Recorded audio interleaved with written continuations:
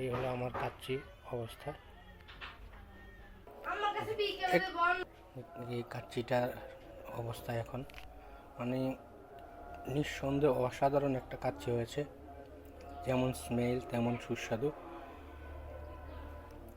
এই কাচ্চিটাই আমি করে দেখাচ্ছি আপনাদের। এই যে অবস্থা, অনেকের আবার নিচে পোড়া লেগে যায়, কিন্তু আমার এটা অবশ্যই আমি সঠিক সময় উঠিয়ে ফেলেছি, ঠিক 1.5 ঘন্টা পরে উঠিয়েছি। আসসালামু আলাইকুম প্রিয় ভিউয়ার্স, আমি আজকে যে রেসিপি নিয়ে আলোচনা করব সেটা হচ্ছে পুরান ঢাকার কাচ্চি বিরিয়ানি কীভাবে তৈরি করে সেই রেসিপিগুলো নিয়ে। তো এখানে যে মশলাগুলো আছে আমি আগে সেই মশলাগুলোর সাথে পরিচয় করে দিচ্ছি।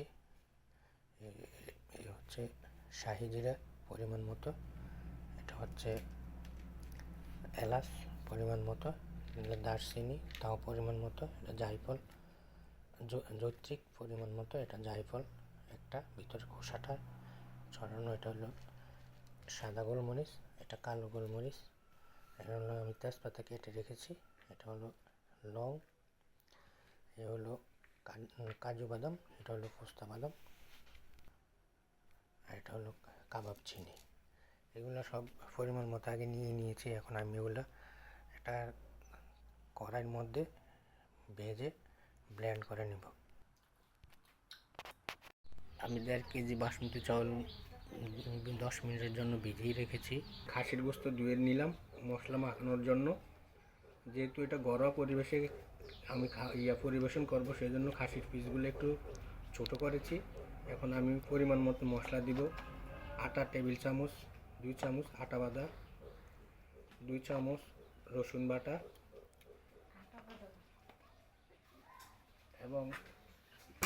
এবং আমি যে আগে যে আমি মশলাগুলো ব্লেন্ড করে রেখেছিলাম সেই মশলাগুলো এখানে আছে। মশলাগুলো আমি এখানে দিয়ে দিচ্ছি।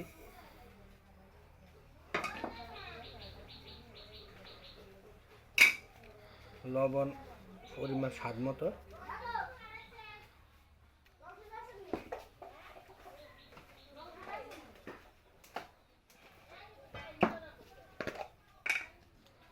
হলুদ 2 টেবিল চামচ,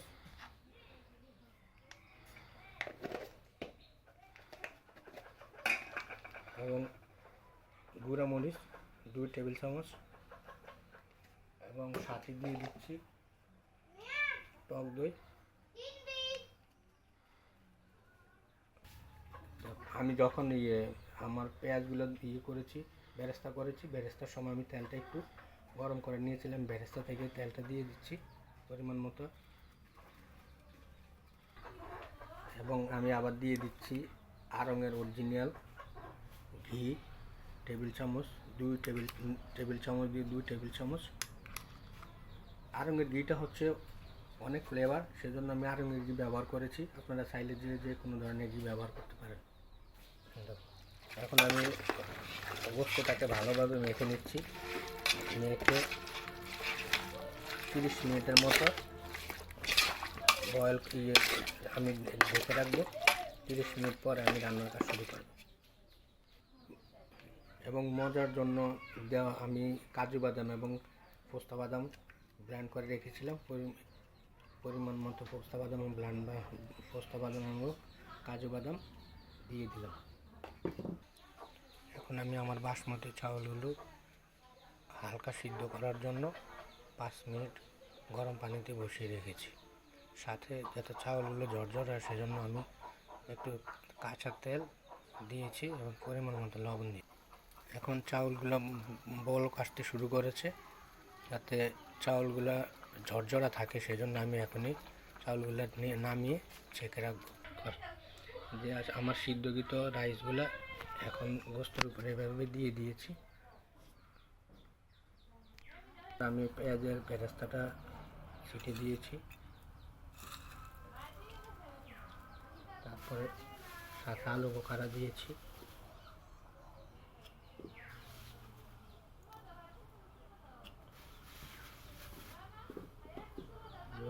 দিয়েছি এবং কিশমিশ দিয়েছি।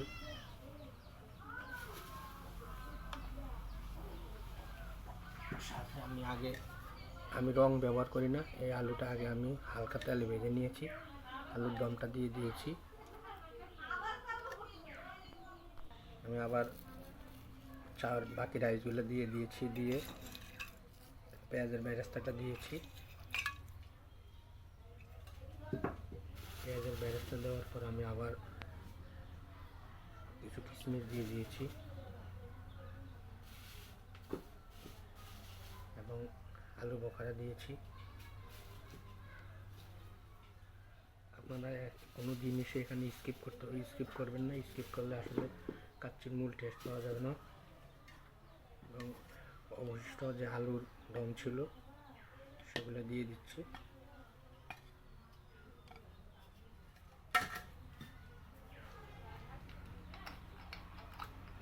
তারপর আমি কেওড়া জলটা দিয়ে দিচ্ছি সিটে,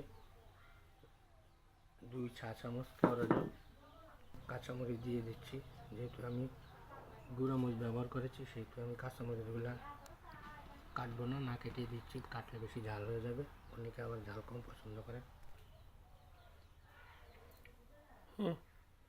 তারপর আমি আগে গুঁড়ো দুধ নিয়েছিলাম, গুঁড়ো দুধ দিয়ে পানি দিয়ে মিক্সার করে নিয়েছি। এটা সবগুলো ভাতের উপরে আমি সমানভাবে দিয়ে যাচ্ছি। গোস্তের সাথে যে আড়ঙের ঘিটা ব্যবহার করেছিলাম সেই ঘিটা আবার 1 টেবিল চামচ করে সমান হারে দিয়ে যাচ্ছি। আসলে ঘিটার স্মেল অসাধারণ। আপনারা যে ইচ্ছা করেন যে কোনো ধরনের ব্র্যান্ডের ঘি ব্যবহার করতে পারবেন, তবে আড়ঙের ঘিটা আমি বেশি সাজেস্ট করবো। আড়ঙের ঘিটা অনেক টেস্টি এবং স্মেলফুল।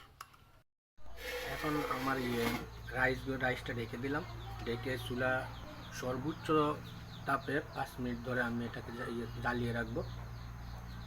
5 মিনিট পর আমি চুলাকে একদম ডিম দিয়ে রাখবো, চুলার তাপমাত্রা কমিয়ে নিয়ে সর্বনিম্ন করে রাখবো। তারপর একটা তাওয়ার মধ্যে বা কড়াইয়ের মধ্যে পাতিলাটা বসিয়ে দিয়ে 1.5 ঘন্টা যাবত 1 ঘন্টা 30 মিনিট এটা আমি ভালোভাবে সিদ্ধ করে নেব। এবার এই তাওয়াটা বসিয়ে দিয়েছি, তাওয়ার উপরে আমি এটা রাইসের পেয়ালাটা বসিয়ে রেখেছি। এখন এই চুলার এই তাপে 1 ঘন্টা 30 মিনিট ধরে আমি রাইসটা সিদ্ধ করে নেব। এখন যাতে পাতিলা থেকে ভাপ না বের হয়, কারণ ভাপ বের হলে কাচ্চি হবে না, সেই জন্য চারপাশে দিয়ে ভালো করে আটা লাগিয়ে নিচ্ছি। দিয়ে আমার পাতিলার চারপাশে আটার রেলিং দেওয়া শেষ হয়ে গেছে। যেহেতু অনেকের তাপমাত্রা বের হয়ে যেতে পারে, সেই জন্য আমি উপরে একটা ভারী ইটের টুকরো দিয়ে রেখেছি।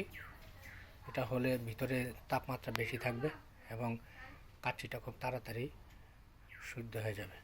আমার 1 ঘন্টা 30 মিনিট অলরেডি হয়ে গেছে। এখন আমি দেখবো আমার কাচ্চির কী অবস্থা। আমি কাচ্চির পাতিলে এখন করব,